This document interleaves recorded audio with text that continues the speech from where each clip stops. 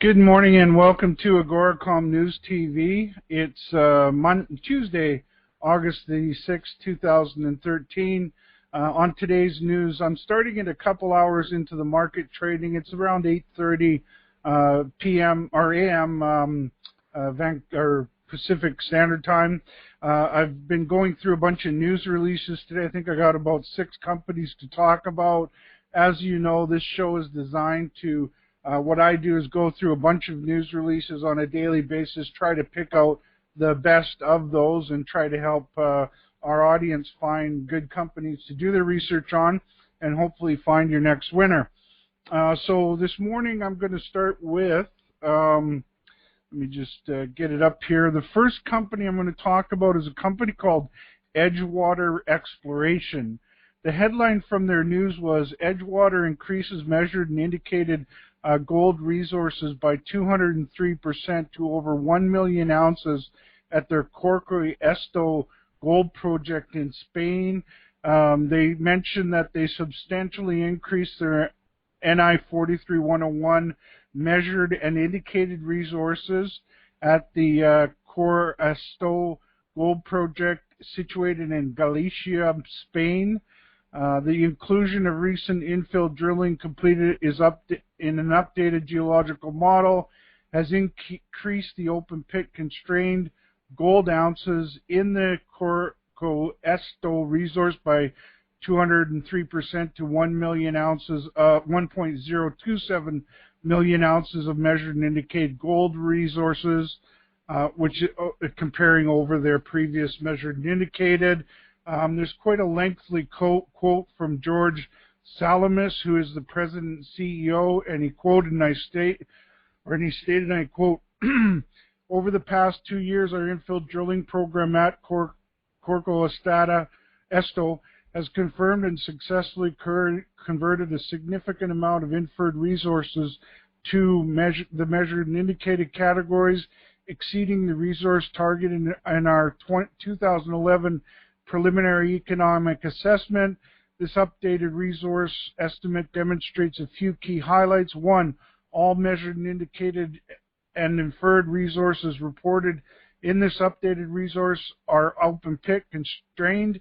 2, the resource contains more measured and indicated open pitable resources than were in previous studies, such as this 2011 preliminary economic assessment. And 3, the gold resource remains open, highlighting the potential to increase the overall size of the Corvus gold resource in all categories, with all 3 of the main zones remaining open for expansion below 250-meter depth and on strike. End quote. There's still quite a bit more in that quote, and you can find it on their website. You know, now they're over 1 million ounces. It sounds like they were going to do a updated preliminary economic assessment now that they've got the ounces up there over 1 million. It's in Spain. It's an interesting story. I'm going to do some more homework on the company. Their stock symbol is EDW on the Venture Exchange. The next news release was from a company called Midway. Midway Gold announced second quarter financial results. Some of the highlights: Midway received additional key permits required for their PAN project. The PAN draft environmental impact statement public comment period closed in May, and the project received an overwhelmingly positive response. Midway began trading on the Toronto Stock Exchange main board. Barrick's first quarter 2013 progress on Midway's Spring Valley project in Pershing County, Nevada. Barrick informed Midway it had completed expenditure requirements of $30 million to earn a 60% interest in the project, and was exercising its option to spend an additional $8 million to earn a 70% interest in the project. They announced a 2013 budget of $8 million for exploration and $2 million for development. So it was a very nice update there. They've got a major mining company in Barrick as their partner on that project. It looks like it's advancing quite nicely. You always like to see when majors decide to up their interest in a project like that by spending additional money. I think it says a lot about the potential of this project. This is another one I'll be doing some more homework in. Their stock symbol is MDW on the Toronto Exchange. The next company is B2Gold Corp. This reported their second quarter 2013 gold production, updated guidance for their 2013 and 14 gold production, and a new higher grade reserve estimate for the Masbate mine. That's in Nicaragua. They released gold production numbers for second quarter for the La Libertad and Limon mines in Nicaragua and the Masbate mine in the Philippines. Updated guidance for 2013 and 14 production, and provided new higher grade estimates for Masbate mine. The 2013 second quarter and year-to-date highlights include gold production for the second quarter totaled 82,000 ounces. Gold production for the first 6 months of 2013 totaled 168,848 ounces. Improved consolidated operating cash costs for the quarter were $732 with the budget of $745. Improved consolidated operating cash costs for the first 6 months of $727 compared with the budget of $765. Based on the current market conditions, the company has reviewed the carrying value of its long-lived mining assets at June 13 and concluded that no write-downs are required. At June 13, the company had cash and cash equivalents totaling $95.7 million. Updated guidance highlights Masbate mine reserve estimates increased from 3 million to 3.23 million gold ounces at an improved grade of 0.97 grams per ton gold. Masbate mine gold production for 2014 is expected to be in the range of 190,000 to 200,000 ounces at an operating cash cost of between $785 and $815 per ounce. Forecast consolidated gold production for the year ended December 2014 is expected to increase to between 395,000 and 420,000 ounces compared with the company's 2013 production forecast of between 360 to 380,000 ounces.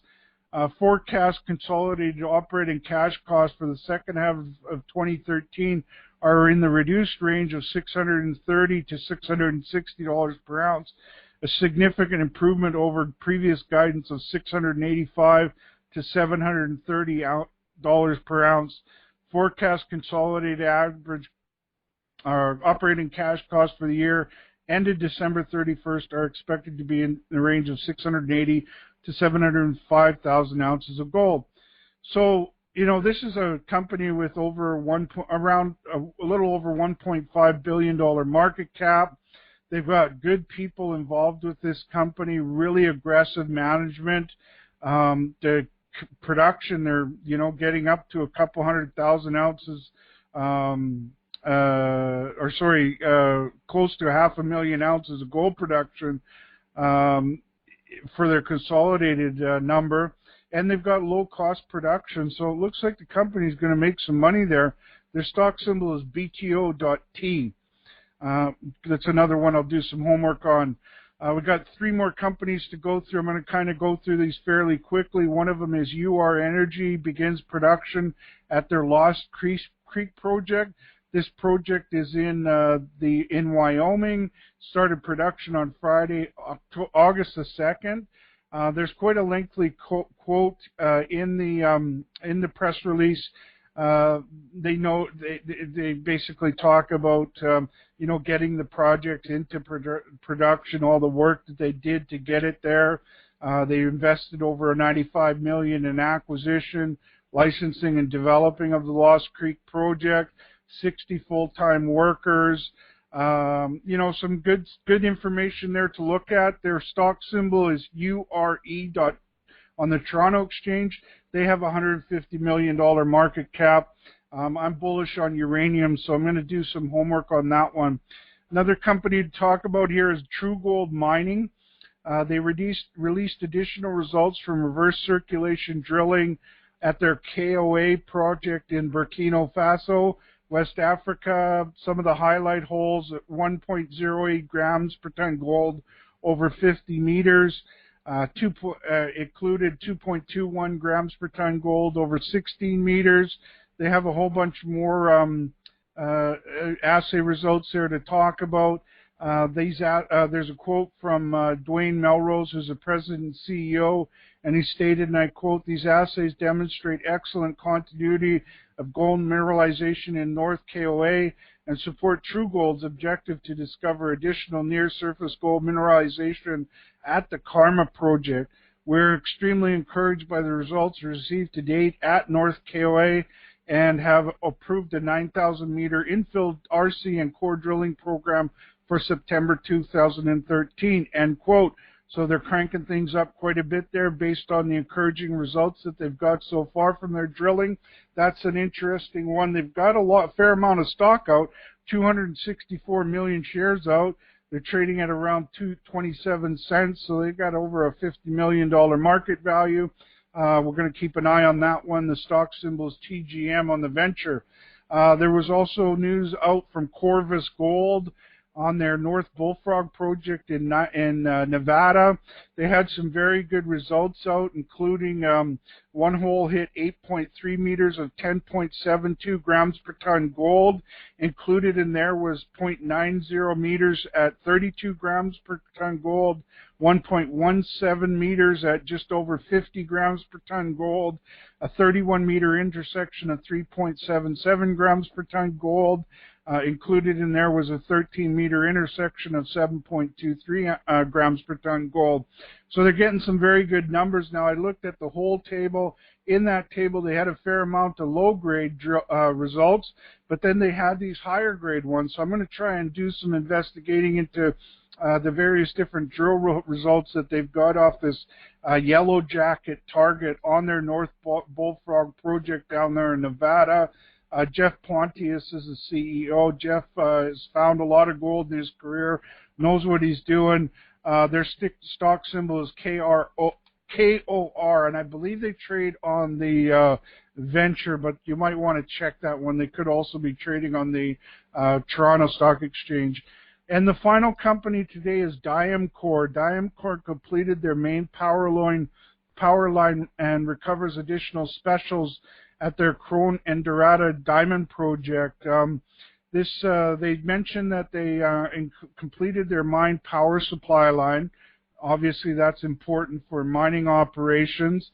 They also talked about some additional special stone diamonds that they found in their results: 12.82 carat per ton diamond, 17.75 carat per ton diamond, 20.48 carat per ton diamond, 48.26 carat per ton diamond. Very interesting diamonds there. This is an alluvial type deposit. Excuse me. It's right beside the Venetia mine that is owned by De Beers, and Diamcor got this project from De Beers, and it's sort of like an offshoot of the main kimberlite at Venetia. I'm going to do some more investigation into that, but it looks pretty interesting. They're finding some good-sized stones. I'd like to know what the tonnage is, what kind of mine life they're talking about, and how long they would be in mining for, and what their costs are. But in the test mining sort of operations that they're doing so far, they're getting some encouraging results there with some pretty good sized diamonds. They have a deal with Tiffany and Company. Tiffany and Company is able to Tiffany and Company's put up a fair amount of money, and it gives them the right to purchase up to 100% of future production of rough diamonds from the Venetia project at the current prices to be determined by parties on a continuing basis. So it's an interesting deal there. It's right beside a big mine of De Beers. It's got some interesting diamonds so far. Tiffany and Company has put up money to help develop this. I'm sure Tiffany and Company likes those big stones as I do. That's what sort of caught my attention in that company and why I pulled out their news release today to talk about. Their stock symbol is DMI on the Venture Exchange. So that's a wrap on the news today. It was a pretty big news day considering we're just coming off the holiday. We had a long weekend up here in Canada, and we had, so Tuesday is the first day of trading, and we had lots to talk about as far as news. Thank you very much for watching AGORACOM Small Cap News TV.